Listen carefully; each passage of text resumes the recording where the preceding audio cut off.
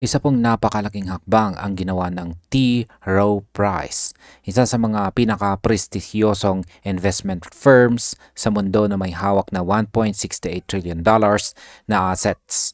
Nito pong nakalipas na October 22, 2025, kahapon, nag-file po sila ng Form S-1 sa US Securities and Exchange Commission para po sa isang active crypto ETF na umano'y maglalaman ng XRP bilang isa sa mga holdings nito. Para sa mundo ng crypto, ito po ay hindi lamang simpleng filing kundi isang napakalaking signal ng institutional shift papunta sa digital assets. Kaya yan po ang siyang ating pag-uusapan sa video na ito. Pero bago po tayo magpatuloy ay pakibasa na lamang po muna ang disclaimer dito po sa ibaba ng ating screen. At ayan, ano nga ba ang laman ng filing ng T. Rowe Price?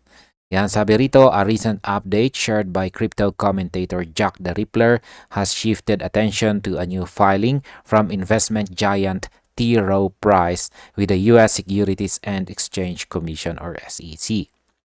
Ayon po sa ulat na ibinahagi ng crypto analyst na si Jack the Rippler, nagpadala ang T. Rowe Price ng Form S-1 registration statement sa SEC. Ang dokumentong ito ay para sa planong T. Rowe Price Active Crypto ETF na pamumunuan po ng T. Rowe Price Sponsor LLC. Ang filing na ito ay ginawa po sa ilalim ng Securities Act of 1933 na karaniwang ginagamit para sa mga bagong investment products.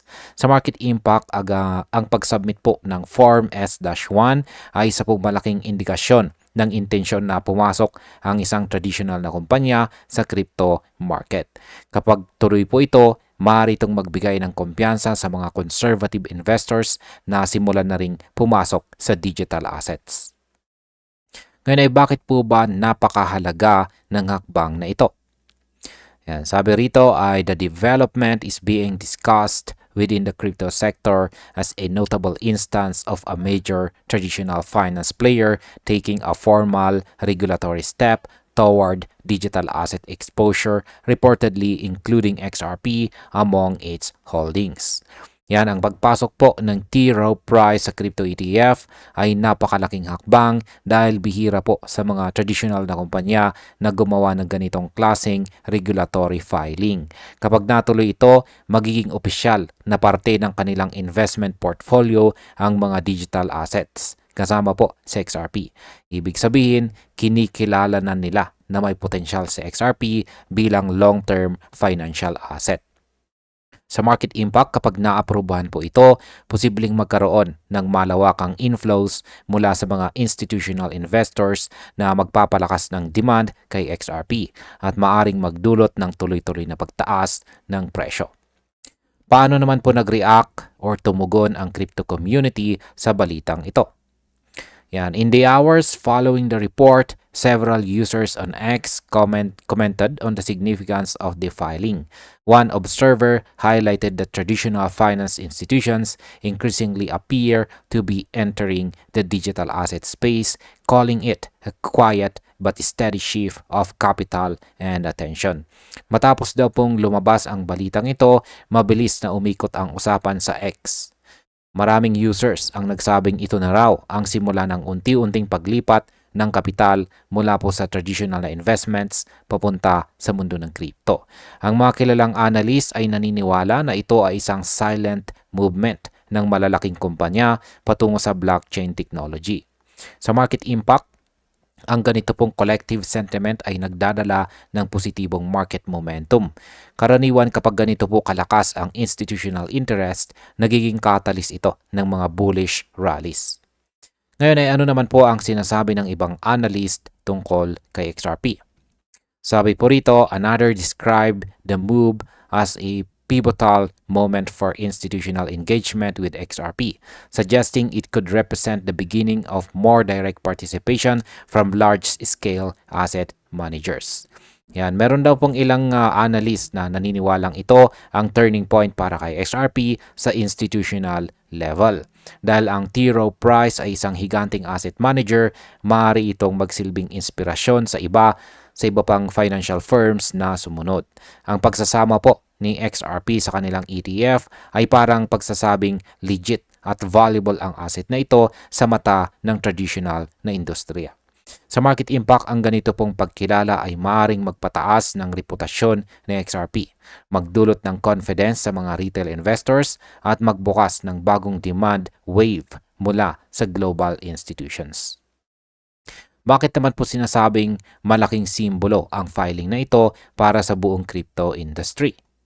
Sabi rito, the general tone across these reactions centered on the expectation that a regulated actively managed ETF backed by a firm of T. Rowe Price stature could signal expanding recognition of digital assets within established investment frameworks. Yan, marami pong analyst ang nagsasabi na ang pagpasok ng isang higanting kumpanya tulad po ng T. Rowe Price ay malinaw na palatandaan na tinatanggap na ng traditional na mundo ang digital assets bilang bahagi ng lehitimong investment landscape. Ang regulated at actively managed ETF ay nagbibigay po ng mas ligtas at mas transparent na paraan ng pag-invest sa crypto market. Sa market impact, ang ganitong uri ng ETF ay maaari pong magbukas ng pinto sa mas maraming conservative investors na karaniwang nagdudulot ng long-term stability sa presyo ng mga coin tulad ng XRP. Ano naman po ang ibig sabihin ng Form S-1 filing na ito? Sabi rito, the filing of a Form S-1 marks the preliminary stage of the registration process for an exchange-traded fund. It signals intent but has not yet been approved to operate or list the product on an exchange. Yan, ang Form S-1 daw po ay unang hakbang pa lang sa proseso ng pagbuo ng isang ETF. Ibig sabihin wala pa itong approval mula sa SEC pero malinaw na may intensyon ang T. Rowe Price na pasukin ang crypto market. Sa mga susunod na buwan, aasahan po ang mas detalyadong impormasyon tungkol sa composition at strategy ng nasabing ETF. Sa market impact, habang hindi pa ito final, ang mismong filing ay sapat na para magdala ng hype at short-term speculation sa market, lalo na po sa presyo ng XRP. Ngayon ay kasama ba talaga si XRP sa ETF? Sabi rito, the appearance of XRP in connection with the proposed ETF remains based on community interpretation of the report shared by Jack the Rippler and other commentators, as the SEC has not yet published the full filing contents for public inspection. Sa ngayon daw, hindi pa opisyal na kinukumpirma ng SEC kung kasama po talaga sa XRP sa ETF. Ngunit base po sa mga impormasyon na ibinahagi ng mga crypto commentators tulad po ni Jack the Rippler, malaki ang posibilidad. Dahil na rin sa reputasyon ng T. Rowe Price, maraming analyst ang naniniwalang hindi nila isasama ang pangalan ni XRP kung walang basihan. Sa market impact, ang ganito pong speculation ay karaniwang nagtutulak ng maagang pagtaas ng presyo, lalo na kung tutugma ang mga leaks sa opisyal na impormasyon ng SEC. Gaano naman po kalaki ang posibleng epekto nito sa global market? Yan, sabi rito ay if the filing proceeds as described, T. Rowe Price would become one of the most prominent global asset managers to register an active cryptocurrency ETF with exposure to XRP. The firm's $1.68 trillion in assets under management underscores the scale of potential market impact should the fund advance through regulatory review and receive listing approval. Kapag natuloy daw ito, ang T. Rowe Price ang magiging isa sa pinakamalalaking global asset managers na may aktibong crypto ETF na may exposure kay XRP. Ang laki ng kanilang $1.68 trillion na hawak ay sapat na para magkaroon po ng malawak na epekto sa buong market. Kapag naaaprubahan po ito, posibleng magkaroon ng domino effect kung saan susunod ang iba pang malalaking kumpanya. Sa market impact, ito po ay maaaring magpasimula ng bagong institutional era para kay XRP na posibleng magpataas sa presyo sa bagong all-time high kung tuloy ang inflows. Ano naman po ang aking opinion tungkol dito?